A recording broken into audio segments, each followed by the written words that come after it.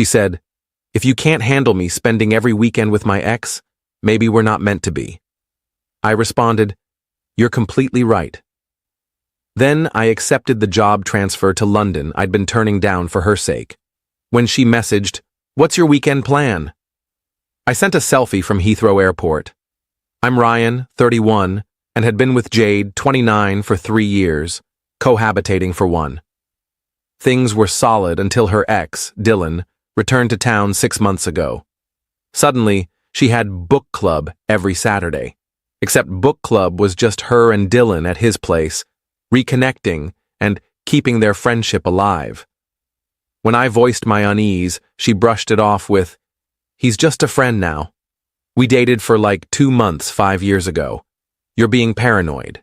Fine, I tried to be the understanding boyfriend. Then, book club turned into Saturday and Sunday brunches. Then Friday movie nights got added because Dylan was struggling with his dad's illness. The tipping point came 3 weeks ago. I'd been offered a huge promotion to lead our London office, £130,000 salary, full relocation, a 3-bedroom flat covered for a year. Dream gig, but I'd declined it twice because Jade didn't want to leave her family. That Saturday, she was prepping for book club again, hairstyled, new outfit, perfume she never wore for our dates. "How about skipping today? We could try that new Korean spot," I suggested. She rolled her eyes. "Ryan, we've been through this. Dylan's just a friend. If you can't trust me hanging out with my ex every weekend, maybe we're not meant to be." I stared at her for a moment. "You're completely right." Her face froze. "Wait, what?" "You're right. We're not meant to be." Her expression cycled through shock, confusion, anger. "Ryan, I didn't mean—" "No, you're spot on. This isn't working." I walked to the bedroom, emailed my boss. "I'll take the London job. Can start in 2 weeks, Jade followed. "What are you doing?" "I'm taking a job offer." "You should probably crash at your parents' tonight. Or Dylan's." "Up to you. Are you seriously ending this over a friendship?" "You just said we shouldn't be together." I'm agreeing. She started crying, angry tears, not sad ones. "You're being absurd. It's just a friendship." "Cool. Be friends. I'll be in London." She grabbed her bag and stormed out. "You'll regret this." 20 minutes later, my phone blew up. "Babe, let's talk. You can't throw away 3 years like this. I'll stop seeing Dylan if it bothers you that much." "Ryan, please." "This is childish," I didn't reply. I started packing. Update 1. The past week was eye-opening. After our split, Jade went straight to Dylan's.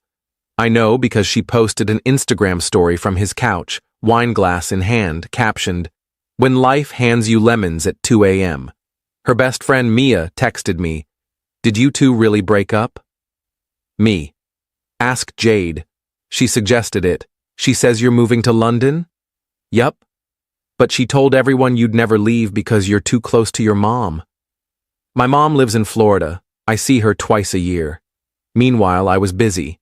Gave my 2 weeks' notice, started shipping stuff to London. Found someone to take over my lease. The company handled everything: movers, flights, temporary housing.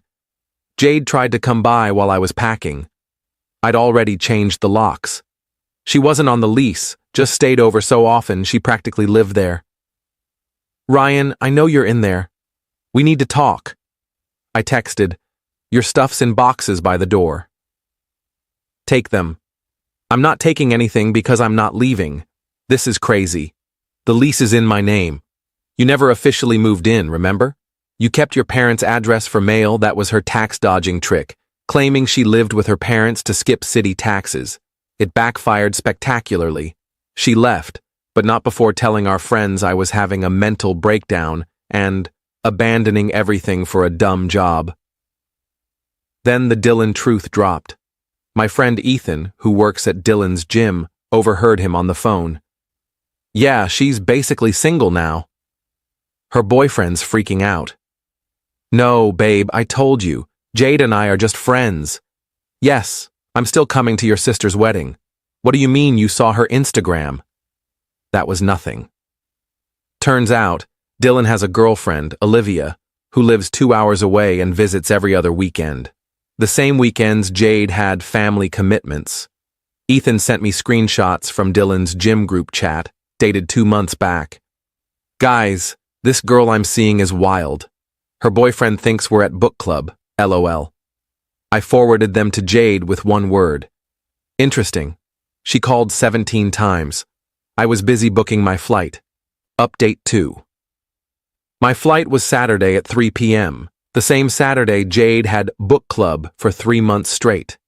That morning, she showed up with her mom, Diane, and sister, Haley, in full intervention mode. Ryan, sweetheart, Diane began, Jade told us about your mental health crisis. What crisis? This sudden decision to uproot your life and move overseas.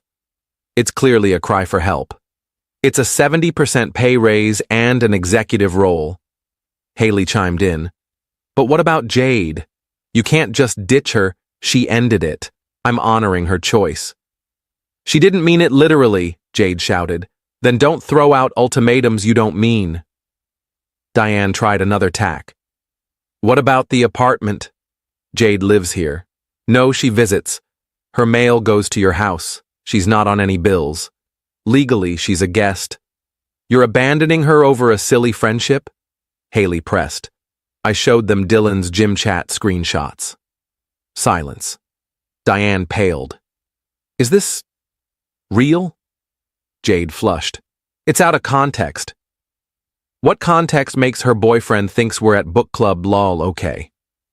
They left after Jade called me emotionally manipulative for snooping on Dylan. I wasn't snooping. Ethan shared because he thought I deserved to know. At noon, I posted on Instagram, "New chapter begins." London-bound comments flooded in. Wait, what? Bro, when did this happen? Is this why Jade's been crying on her stories all week? At 2:30 p.m. while boarding, Jade texted, "What's your weekend plan?" Can we talk? I sent a selfie from the gate, the London flight board clear in the background. Her reply, "This isn't funny, Ryan." Not trying to be. Boarding closes in 10 minutes. You're really leaving? You really thought I'd stay after you chose your ex over us? I didn't choose him. Every weekend for 3 months says otherwise. I'm coming to the airport. I'm through security. Bye, Jade. I turned off my phone and enjoyed the flight. Update 3. London is unreal. The company flat is stunning. Exposed brick, Thames view, steps from the office. My team is sharp, and I'm genuinely excited about work for the first time in years. But the drama didn't stop. Jade went full meltdown on social media, posting a rant about how I abandoned her without warning, refused to fix our relationship, and chose money over love. The comments tore her apart. Didn't you dump him for Dylan?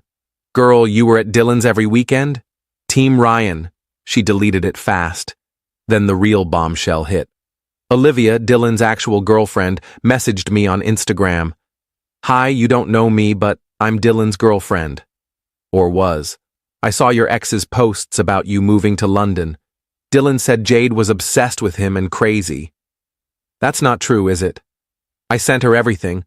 The book club lies, the gym chat screenshots, the meetup timeline. She was crushed, but thanked me.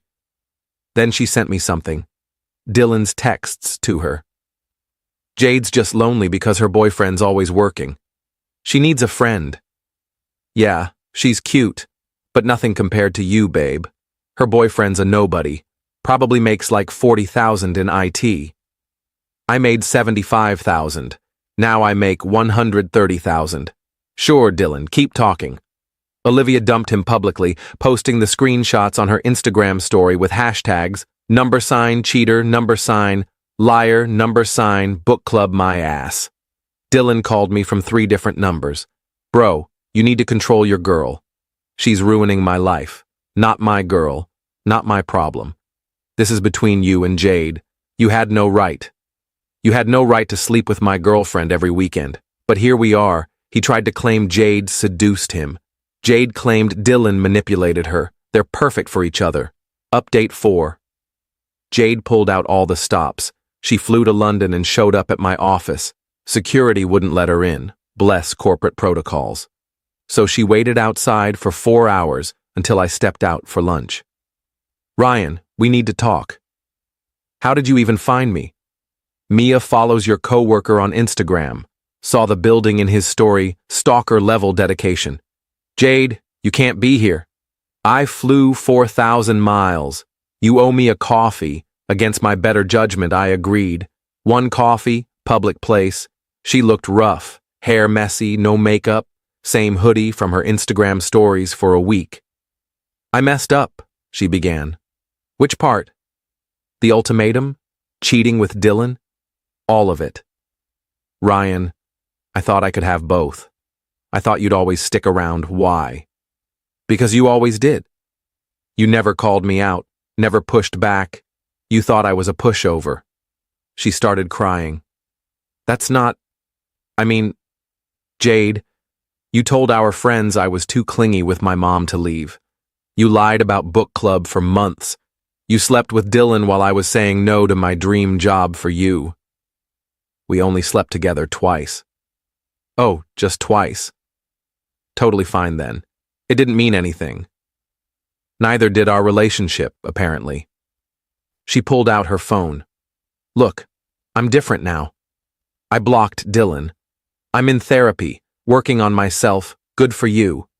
But I've moved on. You've been here a month. You can't have moved on. I moved on the second you said we shouldn't be together. I took your advice. Then she played her trump card. I'm pregnant. I laughed. No, you're not. How do you... We haven't had sex in 2 months. You were always exhausted after book club, unless it's Dylan's. Her face fell. I'm not pregnant. I needed you to care. I cared for 3 years. You didn't notice until I stopped. She flew back that night, but not before one last desperate text. I'll wait for you. However long it takes, I blocked her. Update 5. Jade's waiting lasted 2 weeks. She's now dating Kieran, her CrossFit coach. She's posting nonstop about how the right person comes when you're healing and sometimes your soulmate's been at the gym all along. Mia spilled the tea. Jade's basically moved into Kieran's place after 3 weeks. Pattern's gonna pattern. Then Dylan slid into my LinkedIn. Hey man, heard you're thriving in London. Just got an offer there myself. Want to grab a beer and bury the hatchet? This guy thought we'd be pals. No thanks. Good luck. Come on, bro. Water under the bridge? Jade meant nothing to you. That's the problem, Dylan. He took the job anyway. Guess where his flat is? My building. Because of course. I ran into him in the lobby my second week with a girl, not Olivia, maybe 19. Ryan, bro. This is Chloe. Chloe, my buddy Ryan. We're not buddies, Dylan. Chloe looked confused. Dylan flushed. Don't be like that, man. We're neighbors. I'm moving next month. I wasn't, but he didn't need to know. Chloe Googled Dylan that night, found Olivia's tagged posts, and dumped him via text in the building's WhatsApp group by mistake. Dylan, you're the book club cheater? Done 212 residents saw it. Security now calls him book club. Final update. Jade's relationship with Kieran imploded. Shocker. Turns out Kieran was just friends with his ex, too, having training sessions every weekend. Jade caught them in a very compromising stretch. She messaged me on WhatsApp. I forgot to block her there. Now I get how you felt. I'm so sorry I left her on red. But the real karma? That tax dodge. Jade claimed she lived with her parents to avoid city taxes. Someone, possibly Olivia, who works for the state tax office and hates fraud, reported her. Jade owed 3 years of back taxes, penalties, and interest. About $18,000. Her parents bailed her out, but only after forcing her to move home for real. Dylan's still in London, but his reputation's toast. The book club saga spread through our industry. It's smaller than you'd think. He's had 0 dates from work events. Still calls me bro in the elevator. I still ignore him. Haley messaged last week. Jade's really sorry. She's working on herself now. Good for her. I hope she sorts it out. She also wants to know if you're dating. Yes. Her name's Aoife. She's Irish in publishing, finds the book club story hilarious, and has 0 exes she meets every weekend. My 6-month review came with another raise and a permanent role. The company wants me long-term. I said yes instantly. Jade's latest Instagram post was about growing through pain and how sometimes people leave so you can find yourself. Comments were disabled. To those saying I should have fought for the relationship. Why? She told me we shouldn't be together if I couldn't handle her ex. I agreed. To those saying I was too harsh, I passed up a life-changing job twice for someone cheating on me while calling me insecure. I wasn't harsh enough. To those asking if I regret leaving, I'm earning nearly double my old salary, living in a vibrant city, dating someone who respects me, and Dylan sees me thriving daily in the building where everyone calls him Book Club. My only regret? Not taking the job the first time. Oh, and Jade, since I know you're lurking on my socials with burner accounts, a wife and I are planning a Paris weekend. Don't worry, it's not with her ex. She doesn't need Book Club to be fulfilled. Cheers from London. Edit. Stop asking for Dylan's LinkedIn. Let's not go there. Edit 2. Yes, Olivia really works for the tax office. Yes, she reported Jade. No, I didn't ask her to, but I'm not complaining. Edit 3. To those saying this is fake because Dylan's in my building, it's corporate housing. My company has a deal with the building. 4 other industry folks live here. London's big, but professional circles are tiny.